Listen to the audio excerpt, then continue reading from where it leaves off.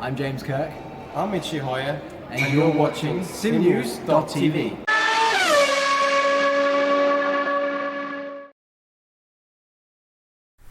Hi guys, Scrutineer here for simnews.tv and you're watching WCSLeague $1,000 knockout. So what's it all about? Well, there's $1,000 and there's 30 drivers of some of the best Rfactor 2 drivers on this planet, all battling out for $1,000. We've got 6 rounds, 3 races each round, 10 laps each time. Really exciting racing, but that is not the end of it. We are calling a knockout here, so that literally means you are driving around, you are knocked out if you're not fast enough. So from laps 3 through to 8, if you are in the slowest few on that particular lap, you will be eliminated. Doesn't matter what position you're in, you are gone. We battle it out with the final 4 for the first 2 laps, and they battle out for the win. First 2 laps, no one's eliminated. It's just a normal start race, get some positions, get some battling going, and then settle in for some knockouts from lap 3 onwards. Race 3 as well, we have a reverse grid. The top 10 are reversed, so that could be really, really exciting in race 3. Some people battling through. Do you risk it, do you not? One error here, guys, and you will be out, because you will be in the slowest few times and you won't make that final 4 and that chance to win the race and the money. Make sure you're watching. Really exciting concept. I hope you agree. Enjoy the broadcast.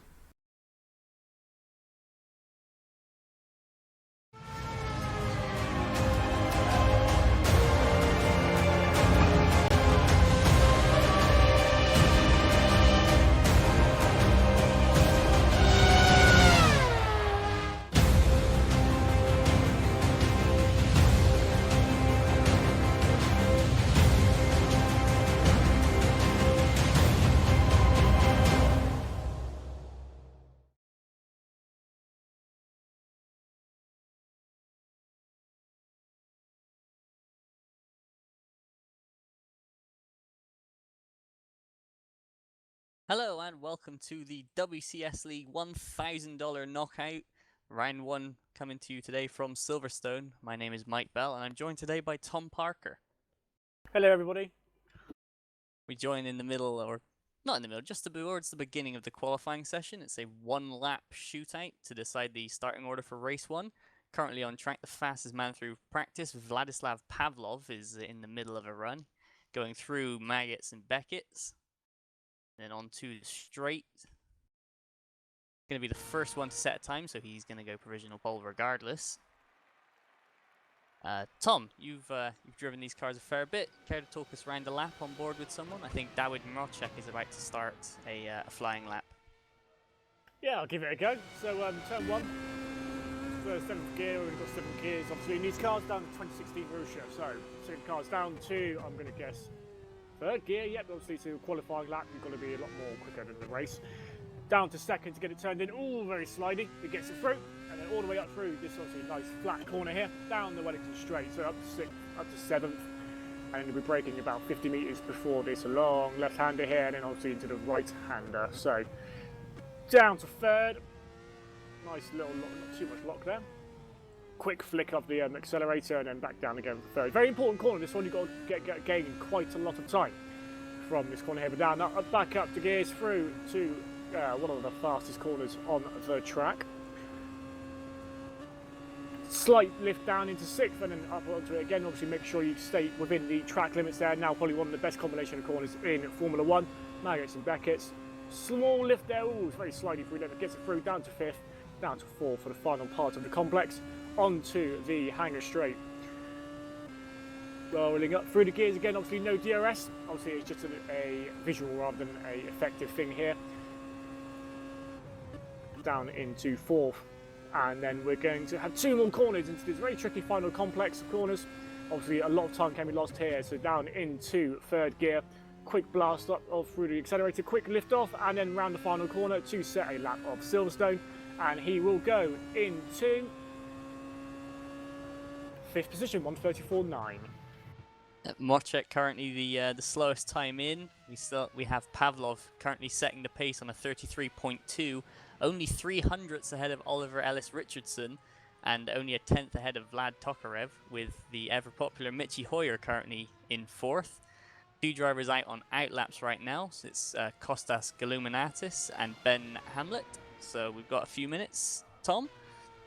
This qualifying session is to decide the order for the first race, and with it being this format, there's going to be a lot of strategy with how you play through the start of the race. What would you be looking to do at this point? Well, obviously pole positions, obviously one everyone wants to go for, but yeah, it's not like a regular race, not like a regular format where you can just go as fast as you can, bang, off you go. You want to try and play it a bit strategically, so obviously if you can get to the front, brilliant. But if you're at the back, say if you qualify 24th, 25th, it's not the end of the world. You can maybe back off for the first lap or so, and then if you give yourself a gap and you're confident enough that you can set that lap, that will keep you in for the next round of eliminations. Personally, I don't see why that would be a thing. Obviously, I'm not the fastest person in the world, so that's some guy would be doing, but yeah, it's definitely a strategic element to this qualifying session. Obviously, if you're looking at, for example, Michi Hoyer is fourth at the moment, obviously maybe ended up maybe around the mid-teens, low teens. Not over, and that's the beauty of this format. You're not ever out of it, really. Obviously, you can have a spin on your qualifying lap. Okay, may not be the end of the world. You always don't know what's going to happen, but Ben Hamlet and Galuminatis onto their laps now. I'm interested to see what they can do. Both drivers very quick, obviously. So, and this is a who's who of racing, isn't it, really? I mean, you've got your names, you've got your Simonchiches, your Williams, your Queekles, your Peeves, I wouldn't be able to predict who's going to get pole, who's going to get knocked out. It's just the beauty of it. It really is the beauty of it. Like I said, if you're at the end, it's not the end of the world. It's a lot to play for. Only 10 laps, who knows? So you can be quite a bit richer at the end of those 10 laps. Indeed you can. There is prize money on offer for this series, hence the name. The $1,000 knockout is Ben Hamlet.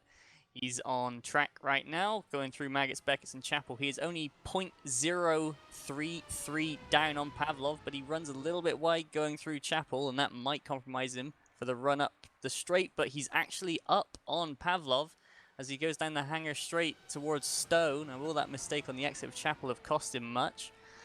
Through Stowe he goes, again running all the way out to the limits of the track, down towards Vale and the late braking, through the chicane and around Club.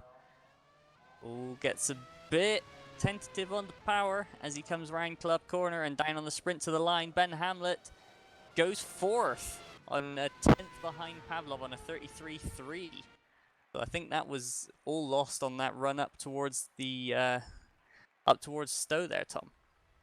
Yeah, I mean, one tiny mistake. I mean, look at the gaps. I mean, the top five now as Galuminatis goes into P2, 0.014 away from pole. That's the top five so far, separated by a 10th of a second. That's crazy close. I mean, around the lap as well as Silverstone, 1:33. It's not the shortest lap in the world, so incredibly close times. But yeah, I mean, one tiny little mistake going on to the hangar straight there and into the final couple of corners. It cost Ben, but obviously he's got the pace, as we know from other series, that he can do it. So definitely not out. Like I said, obviously 5th place at the moment. I think, yeah, he was just ahead of Michihoya, who's left the server temporarily. He'll be back soon, I'm sure. As we go on to now, so Burikov, who was also looking very, very speedy. Coming to the end of his qualifying lap now, what's he going to put into the thing? He goes down to the straight as Adrian Cott takes fastest time, 32.9. But Burikov smashes that out of the water with a 32.3. What was interesting about looking at that lap was it was purple all the way. Someone who is purple still is Matthew Williams, but a spanner has just been thrown into the mix, Tom. I'm hearing rain.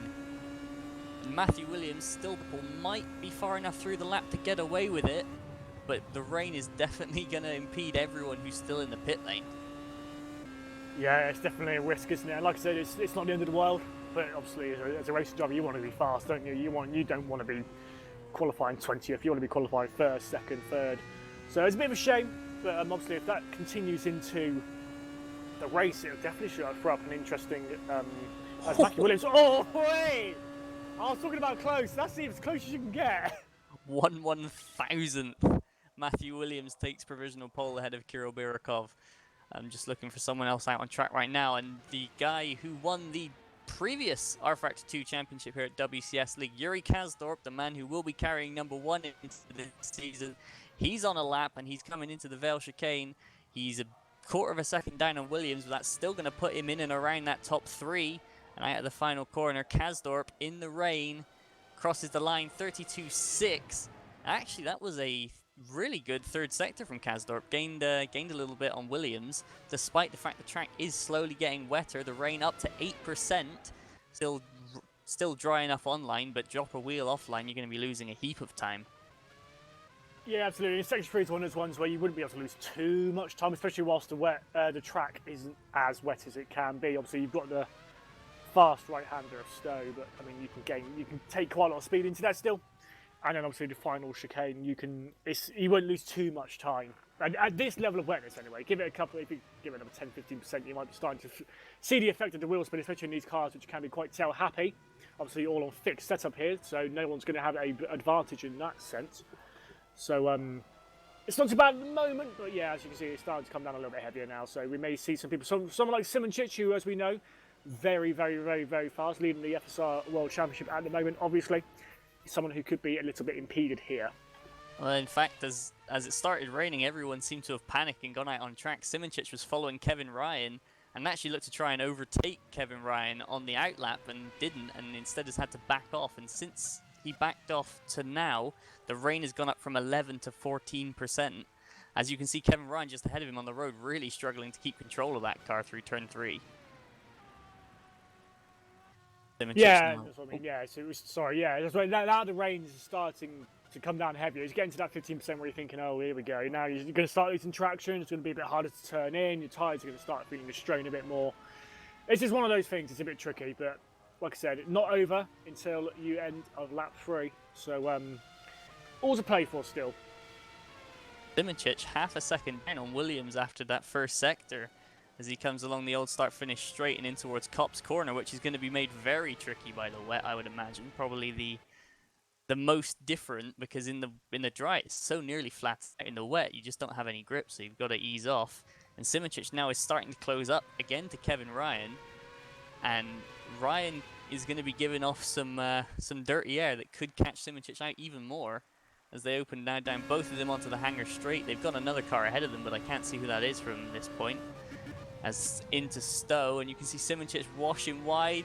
Oh, big twitch from Ryan, big twitch from Simoncic. As Simoncic 1.4 down after sector 2, and Ryan's lost it. Simoncic manages to avoid. Kevin Ryan gathers it all up again, but that's going to be Kevin Ryan for sure starting down towards the back of the grid after that. As Simoncic crosses the line, goes 15th, and Kevin Ryan goes 19th as it stands. Yeah, just got the rear, the car got away from him a little bit, didn't he, going into the turn-in, and lucky Simoncic very well to avoid him, but unfortunately at the back. But like I said, starting at the back means you can give yourself some time to back off at the start of the race and proceed to set a blinding lap, obviously, in the laps 2 and 3 and avoid elimination. But yes, still got a few minutes to go, still some drivers to go before we get to the end of this session. Yep, Chris Shepard, the next one to come across to finish a lap, as he goes deep into the chicane as well, and really struggling on the wet wet track. There is really big tank slappers, but Tom, Eros Masculi, and Michael Francesconi leaving the pits on wet tires. Is that a good call or not? I suppose it's just to get the lap in. Obviously, one lap shootout here. We've only got you 1 lap to do. So, Masciuli's Francesconi drifting around some of these corners here in the first part of the lap. So, going to be interesting to. I don't know. He doesn't even have time to make it out actually, Francesconi. But obviously, it might be just an idea to see if the track does stay wet for the race. I have a good idea of what the conditions are going to be like. Obviously, you want to be as prepared as you can be, and I'm not sure as many drivers would have tested for the wet here. So it will be interesting to see how he copes on this lap. And a lot of drivers will be having a look as well. Queekle's obviously out on the slicks to see how he can set his lap. But Masciuli and Francesconi giving a bit of a insight for the first for the outlet, and obviously their hot lap should they get round in time. Indeed, one person who has gotten around in time is Giuseppe Saracino, but he has a big spin, and that's going to be him failing to set a time, along with Dennis Jordan, who's yet to leave the pit lane. So Queekle's on a lap, but struggling round. Eros Masculi is in a race against the clock to be able to start a lap, and Michael Francesconi I don't think is going to make it round in time from there. So now we just have to look at Masculi, and he's going slow, tentative on the power, and Eros Masculi is going to miss the cut as well. So the last man to look at this session is Jeroen Queekle, as he's really just feathering the power on through Woodcote Corner, which, I mean, Woodcote's an easy enough corner in the dry, but on the wrong tyre, just no grip, and these things have a lot of power under them. Through Copse, and just, you can tell how much easier he's having to take it to even make it through the corner. As Jeroen Queekle, the man who qualified 3rd in pre-qualifying around this same track, you can see he's just having to cling on for dear life at this point. Yeah, and like I said, even in the dry, the car's quite tail happy, so driving it in the wet, I don't envy these boys, that's for sure. But yeah, you can see how much he's having to feather it around just to make sure he gets the car around the track in one piece. Obviously, like I said, it is getting quite wet. It's at that point now where wet tyres probably would be the better choice. But yeah, he's got a lap. He's managed to survive, which is quite impressive in itself, really. Obviously, these are some of the best drivers in the world, aren't they, really? Especially on Rfactor 2, so they know what they're doing. But here he goes. Oh, that's such a tricky corner to get in the wet. Over the line, he does a 1:42.9, which I think is quite respectable considering the conditions. Yeah, and the tyre as well, being on the wrong tyre. So as we end the first qualifying session of the $1,000 Knockout Championship, Matthew Williams takes pole from Kirill Burakov by 1/1000th of a second. So we've had a tight grid as well as inclement weather. What on earth will this first race bring? I wouldn't be able to tell you. I wouldn't be able to tell you. It's so hard to read into it, isn't it, really? But Williams looking really, really good, as is Burakov. 2.5 tenths clear. Kazlov as well, considering it was a final lap in the wet. Obviously, the final sector was a bit damp, and he's managed to pull out a lap 2.5 tenths off, so very, very good. Indeed he is, but the front of the grid, as we said, Matthew Williams is going to be taking pole from Kirill Burakov. Yuri Kazdorp, the number 1 in 3rd, ahead of Adrian Kott, who kind of snuck up into 4th place, who weren't really paying much attention. Vladislav Pavlov 5th, ahead of Kostas Galuminatis. Oliver Ellis-Richardson, Vlad Tokarev, Ben Hamlet, and Adam Pinches rounding out the top 10, as we're going to have to go to a quick break, and we will be back for the first race.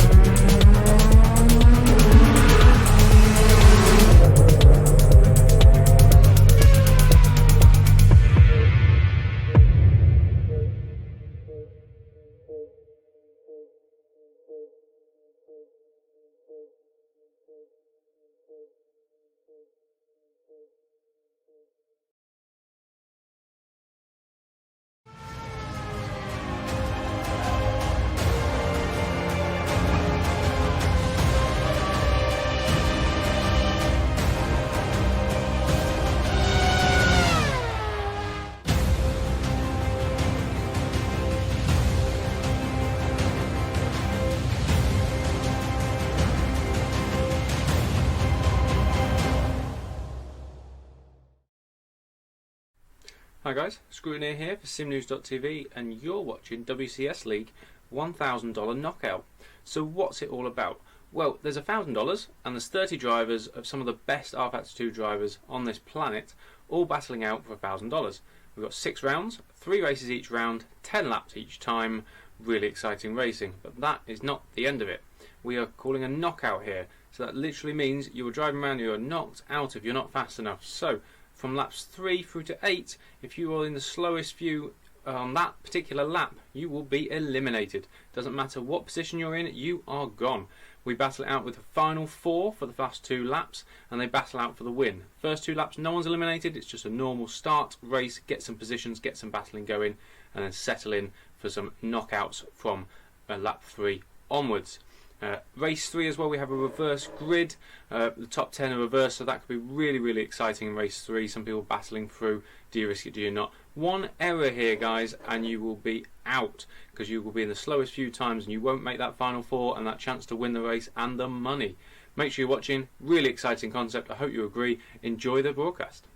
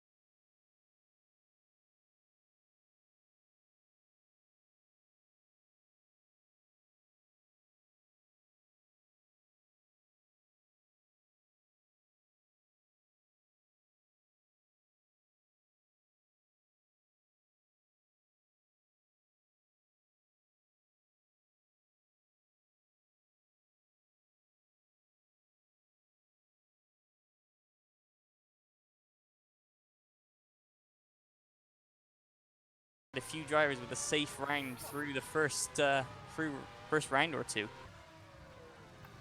Oh yeah, that was very odd. But yes, unfortunately, for some drivers, they've had a bit of a boo-boo. But like I said, it's not over till it's over. As long as they've got a front wing and a undamaged car, they can still continue on Aerosmashuli, taking the easy route of just taking a nice gentle stroll around the first couple of sectors of this lap. Obviously, he's going to be looking to keep his best lap time as all. Tokarev is out. He had no rear wing off at Brooklyn, so potentially got a bit of a clip from behind. But we were speaking, Tom, before we went live, and we were debating whether it would be smart to do what Eros doing and just drop back and then just play the lap time game rather than racing anybody. It's going to make it far harder to win, but potentially easier to get through to that last round of eliminations, as with the DNF of Tokarev, only one driver is going to be knocked out at the end of round 3, or at the end of lap 3, should I say. So, absolutely, yes. And I mean, that could be anyone. I mean, obviously, the top 4 have broken away a bit. So the top 4 have done quite well there. Williams, Burkov, Kazdorp and Hamlet have had a nice bit of breakaway, but I did see some drivers battling. Who was it? So you've got Kuikul, Morishek and Hoyer all battling quite heavily there. But they don't want to be doing that on lap 3, because always Kuikul gets it all wrong going into the Velvet chicane. Just about avoids hitting Hoyer, but good stuff there. They want to avoid doing this battling, because if they get to that 3 and they're battling and they lose time because of it, it's going to cost them. Indeed it is, as Kevin Ryan, he's gone round again. So Kevin Ryan not having the sweetest start to the race, as he's going to flick spin it. Oh, and he's going to hit someone. Someone's hit. Oh, who was that? That was Romer Tissing, the man who qualified 31st and got in as a reserve, is out of the race. So that is basically everybody. That's Tokarev and Tissing both out at the first hurdle. So everybody else safely through to round 4, and they're going to be joined by Kevin Ryan out of the race. So we've already lost 3. I know Ryan was one that a few people were putting a bit of faith in to go real deep into this. Yes, I don't know. I think it's a bit of a silly move to try and do it there. It wasn't personally something I would have done, but each their own. I'm sure there was his reasons for doing it, and unfortunately Tissing, absolutely innocent party and all of that, and it's such a shame for him to be out on the first lap, as it were. Indeed it is, as you say, the lead 4, they're starting to separate out Williams, Birakov, Kasdorp and Hamlet, and that's also meaning Kostas Galanamatis. He has quite a nice bit of free track along with Jerne Simoncic and Jeroen Kwijko behind. Just looking a bit further back into the field, you've got a group, Chris Shepard, Alex Siebel and Michael Francesconi together. Those are 3 very quick drivers from different disciplines and different leagues. Chris Shepard clearly having an advantage in this weather due to the fact he has a whale on the side of his car, but we'll see how he goes when we get back to the knockout stages. As round we go again to finish the second lap. Williams now, and this next time by the line for Matthew Williams would be the first elimination round, but because we've lost Tokarev and Tissing already, everybody else goes straight through. As you can still see Germano Zappola, Peo Pive, Eros Masculi just cruising around in space, waiting to the time that they have to get, they have to put lap times in. As, so Mr. Kwijko won't be out of this run this next time. If it was that lap, it's 48.6 from Kwijko. Oliver Ellis Richardson with a spin. Actually, that's a point. Ellis Richardson on intermediates. Pretty much everybody else is on the full wet weather tire, except for Ellis Richardson himself, so that could be a factor. Either he's played a master stroke or he's been the one left out. But we will soon see. Certainly going to be less grip on those intermediates, but potentially more speed. Yes, I mean everyone's around him's doing 51s, 50s average. He's done a 56. So, and obviously with this being the last, obviously no one's out this time round, all the retirements we've had. But like I said, Kwijko 48.6 fastest lap of the race so far. He won't be going anywhere anytime soon. He's just set a purple sector 1 as well. And then we've also got a couple of drivers into the 49, Simoncic, Hamlet and Williams. Birakov taking it nice and easy, 50.1. No danger of being eliminated just yet. But obviously we've got a couple more laps till we get round to that. Just interesting to see what people do. But I think Ellis Richardson on his inters might not be the best choice, especially as the rain is still coming down.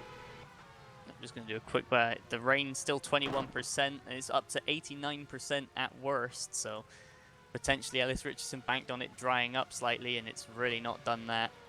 As we have an overtake on track is Ben Hamlet going down the pit lane, so I assume, don't know what that's for, but Hamlet down into the pit lane, and there is a rule saying that, oh, he lost his front wing, so that is going to put Ben Hamlet out as well, which is really unfortunate, as Hamlet was one of those guys, he was up at the front and breaking away in that top 4 group. So even if he didn't have the pace necessarily, he could have been dragged along by the likes of Williams, Kasdorp and Birakov. Yeah, so I mean, I don't know what the rules, can't remember the rules on pitting are, but obviously if he gets back out, I mean, he's not in danger of being eliminated. His lap time, 49.8 is Dennis Jordan, does his Dennis Jordan impression and does a 48.5 fastest lap of the race so far. But if Ben can get back out, he won't be eliminated because, he's DQ'd. So there we are. So we've lost another, so now there's going to be 3 more eliminated. I believe it's on this pass, so whoever the 3 slowest this lap will be joining Vlad Tokarev, Roma Tissing, Kevin Ryan, and now Ben Hamlet on the sidelines. But now it's starting to become crunch time. We're going to see the guys at the back who have just been playing for space really put the hammer down, and everybody in the pack, if you were, potentially being caught out by other people. Yep, so Saraceno is in danger of going out. 53.2, his best lap, the slowest of all the drivers on track, bar Ellis Richardson, who is done a 56.6. Obviously, he's going to be trying to push, but I think those intermediate tyres just aren't giving him the grip that are needed to get around this track in a quick enough time. So that's 56.6 for Ellis Richardson, 53.2 for Saraceno, and I did see a 52, a 52.6 for Mitchell Hoyer. So even though he's in 8th place, doesn't mean he's safe. So you're going through the final sector now. Hopefully he can get a time to improve. And as we go around, like I said, 48.5 fastest lap of this race so far, as Birikov just smashed it out of the water 48.4, so he is through. But I did spot something, and I'm going to double check that it didn't have an effect, but Queekle actually passed Galena Matis, and hopefully that's, Costas does set a time good enough that there's already people coming in slower than him, so he should be safe despite losing a place on that lap. You can see back with Saraceno, as you mentioned, him and Pavlov going side by side into turn 1 as we're waiting for the last few drivers to cross the line. Ellis Richardson on those intermediates. He's a 54, so that puts him at a good candidate for going out on this time by. Tom Satherley has actually spun across the line, so that looks like it could be him done. 57 from Satherley as Zappola gets by. Waiting on Peo Peeve, and then finally Eros Masculi to cross the line. Peeve 49.4, so that's pretty much safe, and Eros Masculi, he goes 49.7, so now we're going to start seeing who got eliminated. I believe it was Satherley, Ellis Richardson, and Adrian Cott, so that's a pretty big surprise if Adrian Cott is out, because he qualified up in 4th. It is, absolutely, yep. Like I said, obviously being 16th place, Adrian Cott on the road, but obviously not a time good enough to get through. Hoyer switched managed to get through 51.0, so good lap from him in the end to getting through. Obviously we're going to be going it all over again now, lap 5, and let's see who goes through. 48.2, Simoncic has done the best lap of the race so far, setting purple sectors. Is Queekle in the middle sector, and Dennis Jordan in the first sector, so definitely still pushing. Definitely time to push, as we've Tom Satherley still struggling out there. I might have gotten my lap wrong. It might be this time by that the slowest 3 are out. At least it seems that way. As Ellis Richardson slams into the wall, that's going to be his game over, almost certainly. Did well to hang on for this long on those intermediate tyres. But he's going to have to be careful now, as Germano Zappola is coming up behind him, and hopefully Zappola doesn't get held up. Ellis Richardson there running wide, no front wing, no grip, and through goes Zappola on the road. And I think that's going to mean that Ellis Richardson is going to be out this time by, as sure enough he does peel off into the pit lane to retire that car. It's a shame, and you've got to give him the credit for trying to risk. Unfortunately, not this time working out for him. Jerome Kriegel, first man into the 47s, 47.9 for the Dutch ace. So doing a good job to try and make up some of that deficit he got at the start. As we've also had Giuseppe Saraceno. I think he came into the pit, either he's in the pit lane or he's retired.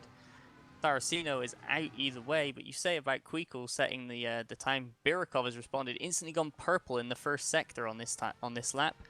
But interestingly, 8/10 quicker than Matthew Williams, who set one of the slower first sectors of anybody. So potentially Williams up in second could be at risk at this point. Could be an issue. Obviously, we've got some people lower down the order still doing similar first sectors, so fingers crossed he will be okay. Queekle responds purple at sector 2. He's going very, very quickly, actually. He's easily the fastest person on track at this moment in time, so he's just easing himself into the conditions. But we've still got a couple of sectors to go for some people to see out who will be out at the end of these next round of eliminations.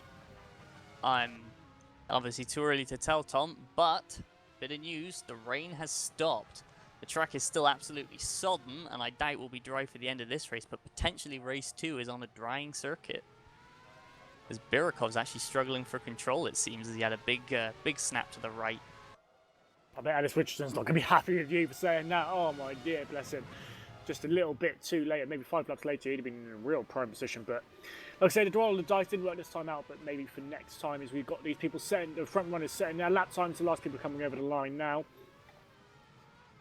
Adrian Cott's still struggling. That's a 51.6. That's over a second slower than almost anybody else. But someone down in the drop zone, Mitchie Hoyer up in 9th, only a 51 flat. yeah, it seems like everyone else is starting to improve. I think Mitchie must have made a mistake on that lap. And judging by his middle sector, second slower than the rest of the people around him, it looks like he has lost a bit of time there. But still got another lap to go before people start to go POP. So that's the fastest final sector of everybody, of 31.0. So you can see the conditions definitely starting to improve, and this is obviously where you've got to make sure you make your mark now. You don't want to have one of these slower lap times whilst the conditions are improving. Indeed, every lap's going to be faster than the last, as Eros Masculi now is on the tail of Tom Satherley, who I think has set a time that's left him in the drop zone and might have potentially saved Mitchie Hoyer on this occasion. I believe there's only 2 out on this time by, and that would be Satherley and Adrian Cott. So Hoyer gets away with 1, and hopefully he's going to be putting in some good lap times for the rest of the event. Yep, only 3 laps to go at the end of the one they are on now, so not long until we get our final shootout to see who wins. But obviously someone like, for example, Mashuli's on a very good lap time, 49.1. Right at the back, so he won't be winning the race overall. Obviously, the last couple of laps is just a sprint to the line, no lap time necessary. So we will see what happens in the next couple of laps to see who gets out and makes that final little shootout. You can see already the drivers who are left who are crumbing across the line. Kostas Galanamatis, 151.7, that's a mistake. But there's a couple of clear favourites starting to stand out. Yaron Kuikel, 47.2. Kirill Birakov, 47.3. Dawid Mrocek, 47.9. All of these guys in the 47s, but alone in the 47s at present. Still drivers finishing their times. Dennis Jordan joins that club in the 47s on a 47.9. So it is. Birakov's going quicker as well, 291. First sector has gone purple. Like I said, it's this time, this is the moment you want to push now. These are especially this last lap before eliminations come in. You want to be making sure that you're up for that final shootout, especially someone like Williams, who is still within touching distance of Birakov. I mean, he's still 4 seconds behind, so Birakov's looking pretty under control at the moment. But you have to be there to win it. You just been able to win it, don't you? So here we go. So the eliminations start to come through. Yep, that was on that time by. It was Vladislav Pavlov, Adrian Cott, and Stefan Ruolt has been eliminated. We jump back, and Birakov back to finish another time with a purple sector. He should be safely through this time, unless he makes a bit of a meal out of that final chicane. But Kuikel is matching him blow for blow through the sectors. Yeah, hugely fast middle sector for Kuikel, 46.1, half second faster than nearly everyone else. So he's found something in that middle sector that is looking nice and tasty. Birakov crossed the line at 46.4, 6/10 quicker than Matthew Williams, but Williams quicker than both Kasdorp and Simoncic, and then Kuikel 1 second quicker than Kasdorp and Simoncic ahead of him on the road. So Kuikel really starting to put the hammer down to lay claim to a place in that final 4. As we have a few guys coming through. Galanamatis in the 48s. That doesn't look good for him. As Siebel across the line, also in the 48s. So I think he's out for sure on this time by, because there's only Eros Masculi left to cross the line. As purple third sector, I just saw flick up from Rocek on that last lap. So times are tumbling, and lots of drivers capable of putting in purple sectors. Kirill Burakov gets another purple sector 1 on this time. Yeah, here comes Mashuli, last person to cross the line for these eliminations. Who will be the last person to be out? 47.4, so it's a nice and quick time there from Mashuli. That only puts him ahead of Galanamatis and Siebel, so he might still, I think he still is going to be out, is Eros Masculi. We've got 10 left. So someone's going to be not happy. But look at this. On the hanger straight, you got Williams, Kasdorp, Simoncic, and Kuikel all right next to each other. So these guys could potentially come into a fight for space soon, as we've lost Francesconi just. And there we go, Alex Siebel out on that last time by. It wasn't enough to save him. Must have made a small error in the wet. As Birakov starts another lap with a 45.9. So Kirill Birakov starting to pull away. I think if he gets through to the final 4, only a mistake can cost him the win here. As Williams 46.7, 46.5 from Kasdorp. They're both heavily under threat actually, as Kuikel and Rocek come in faster. And with only Jordan and Masculi to cross the line. Sorry, with only Jordan to cross the line. and then we will have our final four, it seems. Yeah, As Berikov onto his last lap, I believe. Across the line comes Dennis Jordan, 46.2. So I think that is Williams and Kasdorp running second and third on the road, both going to be eliminated, at least by my my arithmetic. So that's Kirill Birikov. He's 8 seconds clear of Yerny Simoncic. All he has to do is get to the line first, and he will win race 1. Mrocek putting in some fast times as well, so this track definitely drying up for race 2. KO! Birikov coming through on towards the hangar straight. Simoncic second, Kweekel in third, and then we have Dawid Mrocek running in fourth. And present as actually sorry, we did lose Jeroen Kweekel on that last time by. So Kirill Birikov coming around the final few corners through Stowe, down towards Vale. Through the chicane he goes. He's led pretty much on track from the beginning. He got jumped on the way to turn 1, made his way back through, but Kirill Birikov, round club, and I believe I'm right in saying, yes I am, he takes the win in race 1. Yerny Simoncic back in club corner. He's going to take race 2. Race 2? Position number 2 in race 1 goes to Yerny Simoncic.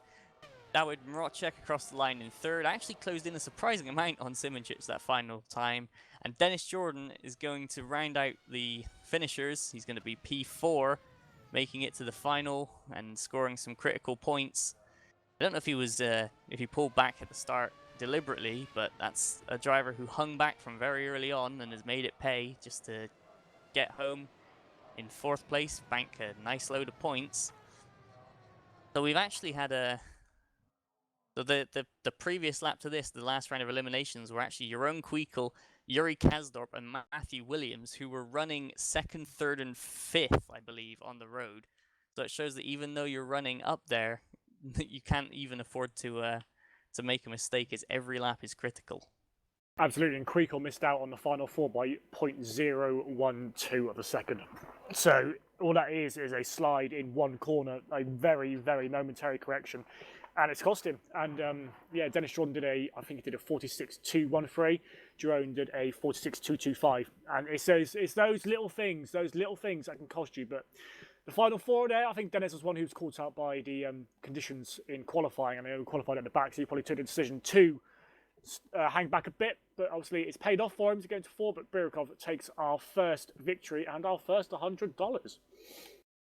No, sorry, it's after the first 3 race, isn't it? Based on the... But yeah, it takes first victory in our 100 KO. 1,000 KO, I need to get my words right.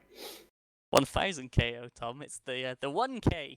1K, 1,000. $1,000 on the line prize pool.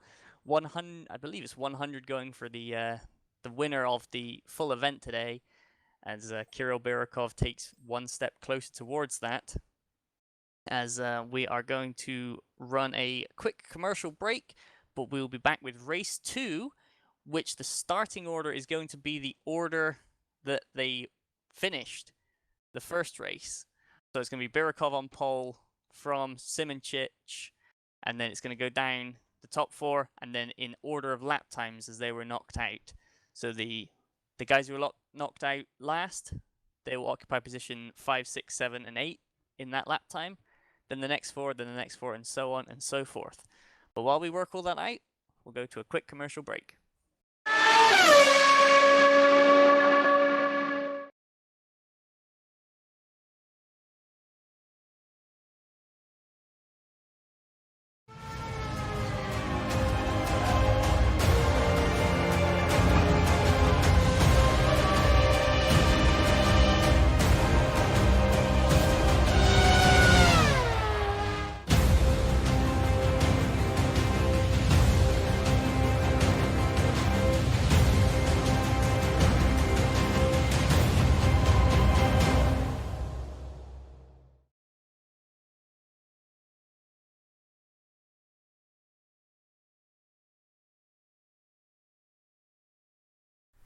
Hi guys, Scrutineer here for SimNews.tv, and you're watching WCSLeague $1,000 Knockout. So what's it all about? Well, there's $1,000 and there's 30 drivers of some of the best Rfactor 2 drivers on this planet, all battling out for $1,000. We've got 6 rounds, 3 races each round, 10 laps each time. Really exciting racing, but that is not the end of it. We are calling a knockout here, so that literally means you are driving around, you are knocked out if you're not fast enough. So from laps 3 through to 8, if you are in the slowest view on that particular lap, you will be eliminated. Doesn't matter what position you're in, you are gone. We battle it out with the final 4 for the first 2 laps, and they battle out for the win. First 2 laps, no one's eliminated. It's just a normal start race, get some positions, get some battling going, and then settle in for some knockouts from lap 3 onwards. Race 3 as well, we have a reverse grid. The top 10 are reversed, so that could be really, really exciting in race 3. Some people battling through. Do you risk it, do you not? One error here, guys, and you will be out, because you will be in the slowest few times and you won't make that final 4 and that chance to win the race and the money. Make sure you're watching. Really exciting concept. I hope you agree. Enjoy the broadcast.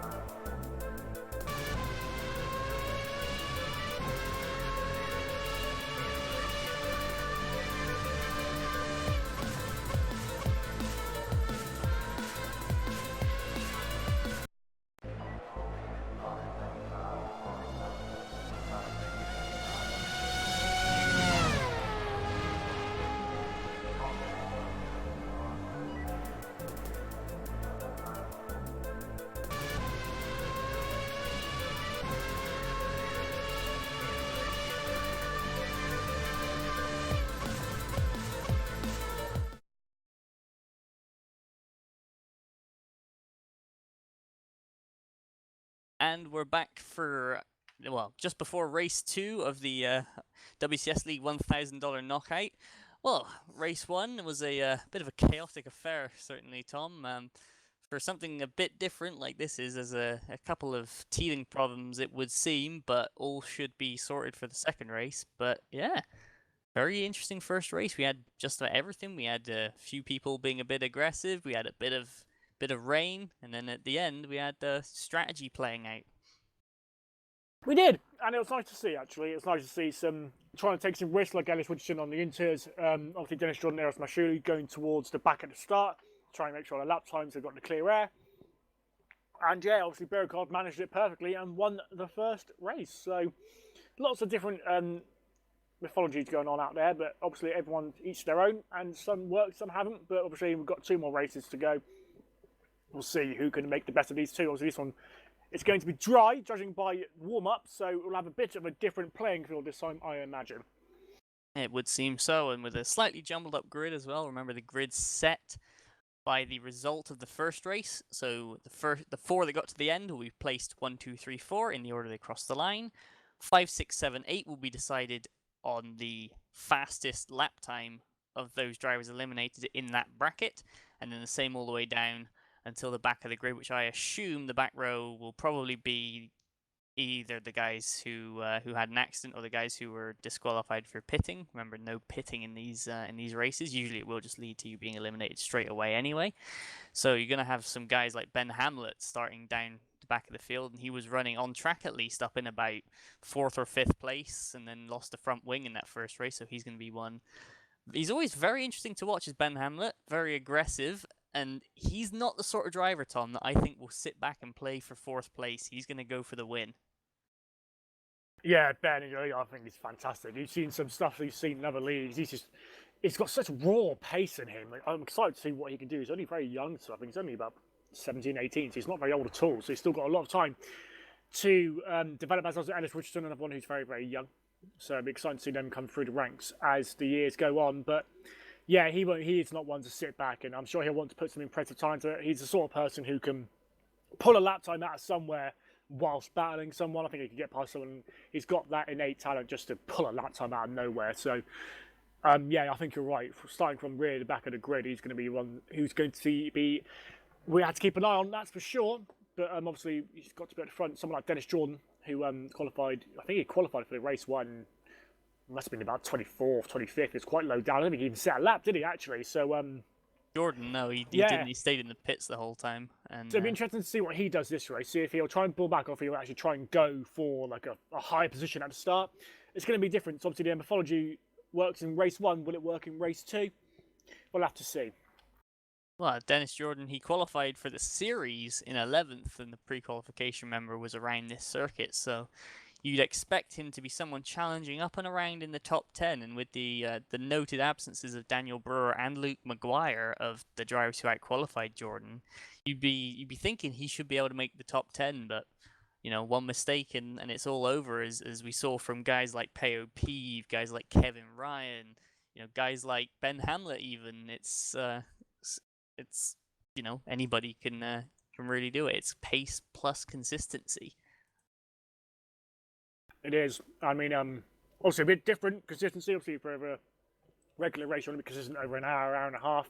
Here, you got to be consistent over 10 minutes. Not even that. They may have been over 90 seconds. 18 minutes total race, 90-second lap time. Yeah. Yeah. All you need to do is concentrate for 90 seconds, and you can do it in 10. Yeah, basically 10 90-second gap and splits, isn't it? Really. I mean, just got to try and think of it that way. One lap done. Okay, another one down. Let's get these next 15 or so corners nailed, and then on to the next one. But obviously, they can only do as much as they can do. Obviously, trying not to get involved in those fights, which I think is probably what something that cost Queekel and co. Obviously, in the Williams and that, they were battling on track, and it actually cost them getting to the final. So I think they'll now be a bit more wary of trying to get involved with someone whilst on track and just see how they plan out each lap. I'll say one guy who definitely got a bit involved was Adrian Cott. He qualified on the Super Bowl qualifying session up in 4th, and I don't think he got a bit tangled on the opening lap, and he ended up getting eliminated very early. And he seemed to be citing a little bit of contact between him and somebody else as a contributing factor. But that was on those opening few laps, so it's sometimes, you know, maybe better to give out on the first few laps just to keep your car in one piece almost, but then you're going to have to repass the guy later on, or just, you know, hope he goes fast enough to not get you eliminated. Yeah, there's always that risk, isn't it? I mean, especially if you've got like slipstream involved as well. If you're far enough back and you've had a bit of an iffy lap, and then you've got 2 long straights here. I mean, they're not exactly short ones, are they? Wellington and Hanger. I'm imagining you could probably gain quite a bit of time there. So it's never over till you cross that line and you see that you're being DQ'd. So it is worth pushing every lap just to make sure you don't have something random happen. I mean, yeah, you can rely on mistakes from other people, but obviously these are some of the best drivers in the world. I mean, they're not going to make those mistakes very often. We have the grid set, so it's going to be in order of the first race. So we're going to have Kirill Birakov on pole ahead of Simoncic as the grid scrolls all the way through. Back row of the grid is going to be made up of Romer Tissing, who was involved in that heavy crash with Kevin Ryan, and Vlad Tokarev, who we saw with no rear wing in the middle of Brooklands on the opening lap. So that's going to be throwing some curveballs their way. We look like we are going to be moving through to the second race momentarily. Pick a winner, Tom. No. Fair enough. I'm going to say if he can get off the line well, Kirill Birakov certainly is the favourite, but you've got guys like Dennis Jordan starting up in 4th, who if he can get the track position on the opening 2 laps, could definitely be a guy who can just pace his way to the win. Absolutely, and I mean, that's what I'll do. You've got to give a serious answer now. Someone like Simoncic, I think you're going to see really pull out the punches this time. He's going to be someone who you can see passing and overtaking someone and getting that lap in still. But like I was saying about Ben Hamlet earlier, so I'm expecting to see Queekle, Kasdorp and co. Obviously, they're still quite high up. I think they're about 4th or 5th on the grid. So you're looking to have quite a good race between those guys. I think, and obviously they'll learn. They'll think, right, we can't be fighting each and every lap. We need to make sure we're through. Especially on that lap 7, 8 period where you need to get that quick. There's only, 8 people left and you want to try and get to that final 4. You don't want to be battling people around then. So I can see them learning from that and seeing them going towards the last 2 laps in contention still. You can say people learning from that. Everyone's learning, even you and me, Tom. We're still learning. The chaps behind the scenes, everyone's still learning. This is a bit of a leap into the unknown as far as sim racing goes, but I know I for one am certainly enjoying it, and it's providing some very interesting results, and also a few frustrations behind the scenes as we have to delay race 2 by just a fraction while they get the grid positions all sorted. As we're still seems like we're missing a driver is potentially why we're holding on. But anyway, the fact that we are holding on gives the drivers a little bit more track time back on those slick tires. Obviously, when you've been racing in the wet for a little while, you're going to be getting used to the wet. The muscle memory is going to be changing slightly, and then you got to go out and reacclimatize yourself to, well, basically having grip once again. Yeah, it's not nice when that happens. But here we go. We're finally there. Race 2. Obviously, no warm-up lap, so it will just be grid and go. So Birakov starts on pole. Simoncic second. So he's definitely someone I can see definitely taking this win in race 2. So we'll try and run down the rest of the grid in 45 seconds. In 3rd is Marocek ahead of Jordan, Williams, Kasdorp, Queekle, Galanamatis, Francesconi, Siebel, Masculi, Michi Hoyer in 12th, Adam Pinches, Chris Shepard, Maciek Milnek, Vladislav Pavlov, Adrian Kott down in 17th ahead of Peo Pive, Germano Zappola, who was one of the perpetrators of the take it easy strategy on the first few laps, didn't pay off for him, starting down 19th ahead of Tom Satherley, who really seemed to struggle in the wet. Giuseppe Saracino in 21st ahead of Oliver Ellis Richardson, this time hopefully going to be out on the slicks, ahead of Ben Hamlet, and then Kevin Ryan, who's taken to the grid on wet, and I am really hoping that's just a server glitch and will fix itself momentarily. Behind him is Romer Tissing. Then Vlad Tokarev is going to round out the grid as they seem to all get on the grid as the lights are coming on. And away they go, and off the line. The track's still a bit damp, as new from the race 1. And oh, the track's very damp, as there's several drivers off left, right, and center putting the power down. I know one of them, Eros Masculi, was off. And I believe, who am I on board with? That's Peo Pive, looks like he's disconnected, and Chris Shepard seems to have missed the grid. So there we have Chris Shepard as our first elimination on this this second race, Tom. Ooh, yes, as Kazdorp and Galamanatis have got the first couple of corners all wrong, and they're now towards the back. Kazdorp's on in slicks. 21st. Yes, that would probably be why he's on slicks. Obviously, a lot of some drivers have been caught out by that's Tokarev also. I think he's on slicks as well. So DeBride's on slicks. I don't think it's going to pay off for them. As actually, Galamanatis is actually on the inters, so he's probably just struggling to get it down. But yes, I think not he got looking touched. good. I think he got tapped by who was it that tapped him? Might have been Tom Sutherly. As Who is out, Sutherly yeah. out as well. So we've got just a quick rundown now. The tyres of St. Birikov on the inters ahead of Mocek. Also on the inters, Williams, Simoncic. Inters for them. Wet tyres for Jeroen Kweekel. It's not raining, but it's 90% wet offline, so that will definitely give Kweekel at least some margin for error. Same with Francesconi, who's up to 6th. Jordan seems to be creating a bit of space. He's in 7th on the track and inters ahead of Pinches, also on inters. Adrian Kotz made a clean start, 9th on the road on inters, right behind Pinches and Jordan. Then we have Vlad Pavlov, should I say, on the full wets. Hoyer on the inters, ahead of Kevin Ryan on the wets, up from the back into some space. Siebel on the intermediates, definitely holding back. You can hear from the engine node. Milnek right behind him as there is a yellow flag. Oh, that's been a big crash. It's Cott again. And Kevin Ryan again. So neither of those two seem to have the luck, as Ryan, no front wing. He's going to be a sitting duck for elimination. And Cott was flying in the air. So I'm not really sure how that happened. I missed it. I don't know if you can check that out for me, Tom. Just seen it. Yes, the Koch made it all wrong into Stowe. Put a bit of power on. And then he just span round. And then as Kevin Ryan was coming round the corner, Galamanatis basically did what Kevin did in the first race and just sort of came back onto the track in a not the best manner in the world I've ever seen. And yeah, Kevin had nowhere to go. Bish bash bosh, that's your front wing gone, and that's you out of this race too. Is he out, or is he just going to be limping Yeah, around? no, he's he's out. out. You know who this is going to be helping though? Go. Gary Kasdorp, because he's out there on the wrong tyres for these conditions. And these guys having incidents and retiring, that's giving him free passes, certainly past the first round of eliminations. And there's only one elimination round, one person set to be eliminated. No, sorry, past the first 2 rounds of elimination. My mistake is we've lost somebody else. I believe Peo Peeve, yeah. Yeah, Peo Peeve. So that's Kasdorp through to at least round 3. And will the track have dried up at least online enough for Kasdorp? Because he's not exactly going slower than Tissing and Eros Masculi ahead of him, as Tissing's struggling for control. So has Yuri Kasdorp been really let off the hook by being on the wrong tyres? As we come around to start the 3rd lap, which ordinarily would be the first round of eliminations. Kirill Birikov still leading on the road. Matthew Williams not letting him get away this time. Dawid Mrocek 3rd and Yerny Simoncic are the top 4 on the road. All on those intermediate tyres, ahead of Jeroen Kweekel on and Michael Francesconi on the full wets.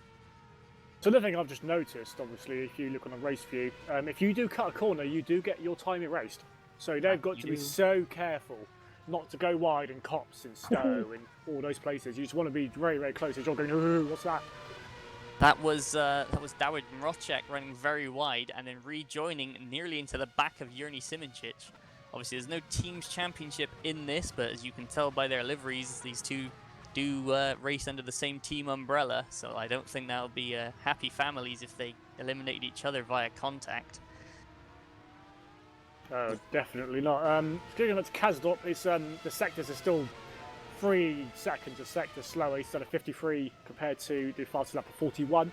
But like I said, I don't think it's going to be quite enough time for it to go through. But you never know. You never know. Stranger things have happened. But based on last lap time, Williams. Oh, Dawid Mrocek's out. I don't know why that was. Potentially a disconnect, but that is big. That was the driver who finished 3rd, I believe, in the first race. He is out. Oh, and no. again, Yeah, he just made a mistake on the end of Cops. Exit Cops made a mistake and he's out. That is big. Obviously, this wet track catching everybody out. And again, back to Kasdorp. You know, with all due respect to the guys in this league, they've all pre-qualified. They all managed to make it in. They're all lightning fast. But you've got guys like Tissing who seem to really be struggling in these conditions. guys like Galanamatis, who are also behind Kazdorp on the road and seem to be struggling, and Vlad Tokarev, who, like Kazdorp, is on the wrong tyres. As Tokarev out, this is giving Yuri Kazdorp just free passes, basically, up past them. So as long as he just keeps on trucking, eventually he might get to the point where the driving line dries up enough that he can be right up with the rest of them.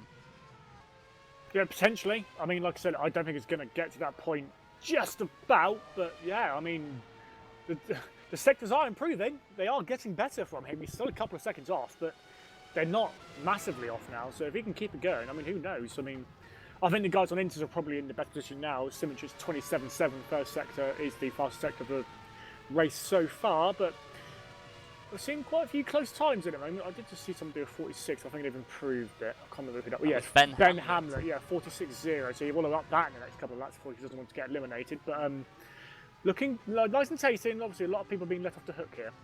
Obviously, as it does fall more towards a drying track, it's going to be falling away from guys like Jeroen Kweekel, guys like Michael Francesconi and Vladislav Pavlov, who are the three drivers running on the full wet compound as it stands. But obviously, we're racing in Britain. You know, everybody knows British weather. It's always unpredictable. As there's a pass on the road, that was Mitchy Hoyer making the move on Vladislav Pavlov. Though clearly the wet's not quite working for Pavlov. No, and the wet, God, people on the wets are starting to lose a bit of time in each sector, about a second a sector now. So the Inters definitely the tyres to be on. So around about 70% you want to be on those Inters, as my neck is round. Again, that's ordinarily he would be the expletive word of something himself. But because there's been that many people struggling on the opening few laps, that's going to let Mlinek off the hook something chronic, as it would ordinarily be the first round of eliminations this lap, as Adam pinches another one as he goes full Formula D out onto the runoff at Stowe.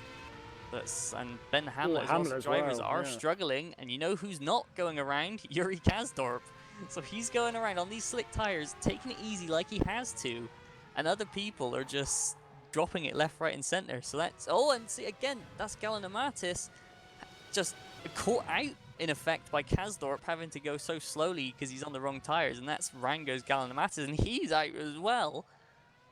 So at this rate, I believe we're only losing one at the opening round of eliminations because so many people have had problems. Yeah, and if Kazdorp just keeps it on the road, I mean, all you need to do is just finish the lap and he won't be eliminated. Because if people go around, so if Ben Hamlet does that again, 2:04 he's just done, he'll be out. And it won't matter that Kazdorp's going 5 seconds a lap slower than everyone else. He's going to be in because he's not losing 10 seconds out with a spin. So, fair play to Kazdorp. He's in 15th on the road, but he's still going to be going. So, good on him. I'm just working out some quick maths. I believe Kirill Birakov is coming around to start the first round of eliminations. So whoever is the slowest on this next time by will be out. So now, no more free passes. Kirill Birakov with Matthew Williams coming along for company. Good strategy from Williams. If he can stay close enough to be in the tow, Birakov will do half the work for him. And even a few tenths we saw made the difference, so Slipstream's going to make a few more than that. Simoncic in space, same with Kweekel, but Kweekel on those wets could be starting to slow up. Yeah, he's at a 44 compared to the 41s around him, so he could be in very, very big danger. Someone who we thought could be potentially winning this race could be in very big danger at the end of this lap. As Oliver Ellis Richardson, benefits from the basic free pass that he's been given as he took a trip across the grass before this lap started. But onto the lap he goes. He's time for Ellis Richardson to get moving again, as we hear that Birakov and Williams both made mistakes, as indeed they have, as Simoncic has gained on them by about 2 seconds. That's big. Danger zone pace from Birakov and from Williams. If I were them, I'd be counting my lucky stars about those wet runners, because without that they would have been out, I think. Oh, pinches! That is huge. That he's just sailed off. That's out into the gravel trap. I don't even know where that is. That's just a strange gravel trap out of nowhere. That's onto the Maggots, yeah, Max Beckett's. No, it's not even there. It's on the other straight, Tom. Wow. So that might be enough to give Yuri Kazdorp that pass through to the next round that we were speaking about. As we've lost Giuseppe Saracino. He was out already. My mistake.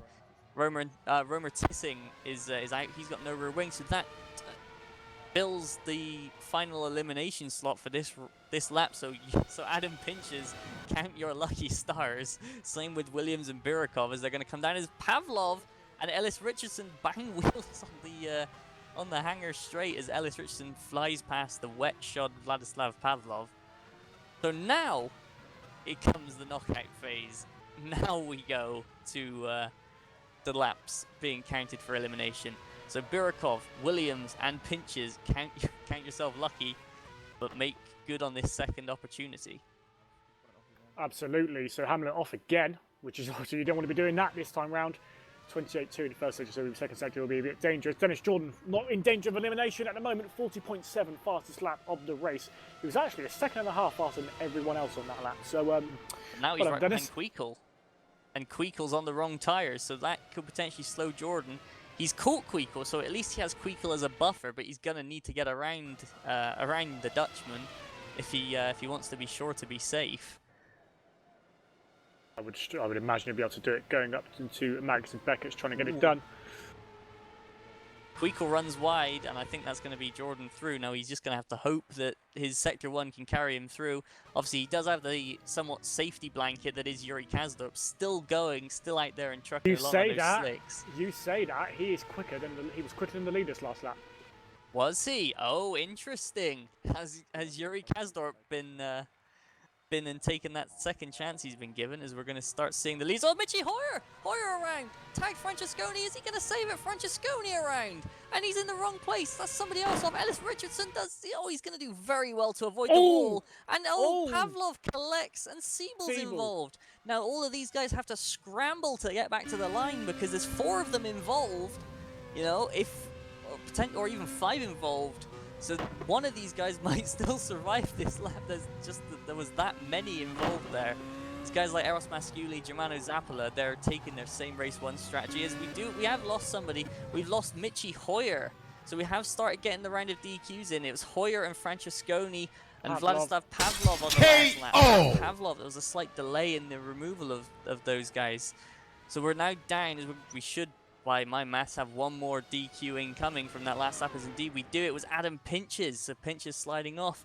So now we're in the hot seat, this time by. Currently Dennis Jordan safe. Queekle on a 45-1 last time by. Siebel on a 51-8. Those two gone for sure, as we're just waiting on Kazdorp and Hamlet to come across the line.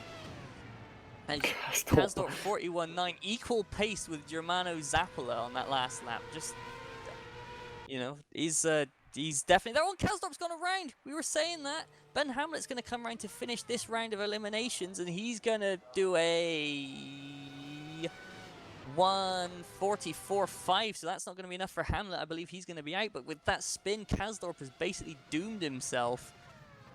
We're going to have to check back. And these lead 3 running on the track, they've closed right up. Yeah, Simichich has been looking very quick these last couple of laps, but you know what? Kazdorp starting on the wrong tyres completely, and he's ended up in the top 10. Can't believe he's funny.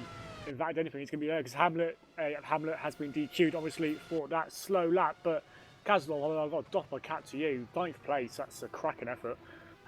No kidding. From being off in turn 1 on the surprisingly wet track, as we're going to have Dennis Jordan. Oh, Jordan! He's just set a massive fastest lap, and then has had a huge slide across turn 2. So Dennis Jordan might have gone from hero to 0 in the space of 1 turn.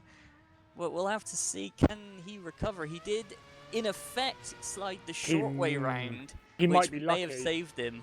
He may be lucky because, obviously, laps 9 and 10 don't count towards the last lap, and he finished lap 8, which is our last elimination. There's 1 more with round a of quick eliminations, lap. Tom. Oh, that is true. Yes, he was already across the line. You're Yes. right, Tom. Yeah, so he has just got away with it, I think. As we're waiting for Yuri Kazdorp, who we can almost assume is going to be eliminated on this round after his spin. So Dennis Jordan has actually gotten away with it. The only person faster than him was Masculi. So we are going to lose Matthew Williams. Yeah, 2nd place, half a second behind. And wait, Birakov's out as well, I think. Yes, he is. Yeah, he is. Kirill Birakov 1.013 again. By thousands. So that's the top 2 on the road are out. So that's going to give Simonchich a 15-second lead in the what is now a race to the line between Simoncic, Jordan, Mlynek, and Eros Masculi, I believe. Oh no, sorry, that's one too many. I've missed someone somewhere. Anyway, Zappala's still going, and I believe he'll be in Zappala, yeah, as the eliminations are coming in.